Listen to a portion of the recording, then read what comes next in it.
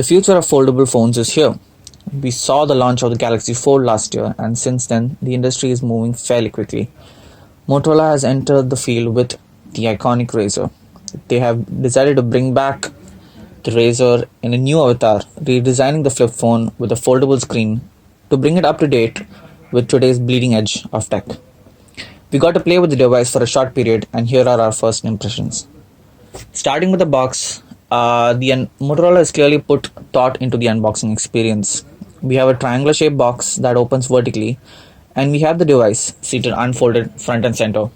Behind the phone, we have a nice accessory box that contains Denon branded USB-C earphones, a USB Type-C cable, a turbo power wall charger, headphone jack to USB-C adapter, guides, and other instructions. The box can also apparently act as a passive music amplifier when the phone is docked on it. It only turns up the volume slightly and isn't anything impressive. The phone does retain most of the original Razr design language with a flip and that iconic chin.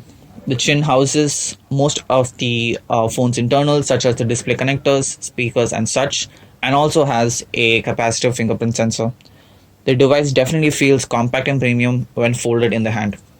Unfolding the device, we get to the headline feature of the device, the folding display. It flaunts a 6.2-inch foldable POLED notched display with a aspect ratio of 21:9 and a resolution of 2142 by 876.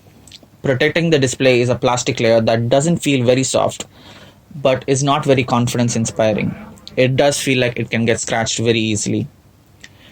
Motorola has also fit a 2.7-inch G-OLED screen in the front, and it is useful for checking for texts, calls, and other notifications, which is neat.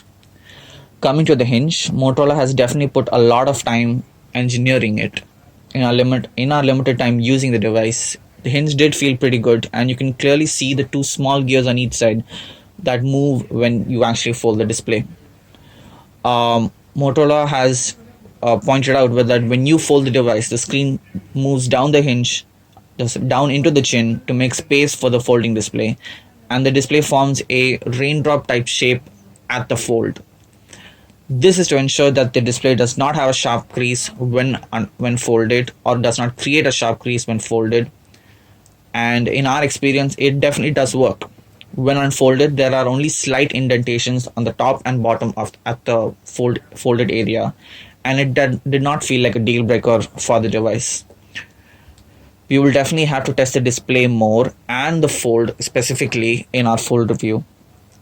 The specs, however, for the internals is kind of disappointing. It features last gen internals with a Qualcomm Snapdragon 710 processor, 6 GB of RAM, and 128 gigs of internal storage. It is running Android 9 Pie with Android 10 confirmed in the future. For batteries, it has a dual battery design with a total capacity of 2500 milliamperes. Motorola has said that they are making these choices to preserve the thermal restrictions posed by the compact design of this folding phone. When we did use the phone, it did perform smoothly, but for the price, we definitely expect more. The camera is nothing impressive either. It sports a 16 megapixel f1.7 rear camera with support for electronic image stabilization, and a 5 megapixel f2.0 shooter for the front camera. Images looked okay. Definitely cannot compare to the flagship devices like from Apple, Samsung, and whatnot.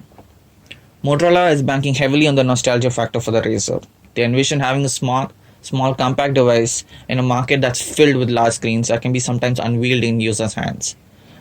It is still clearly a first generation foldable device, and it shows. We will dig deeper in the full review and test the device to its full limits. Do stay tuned for that.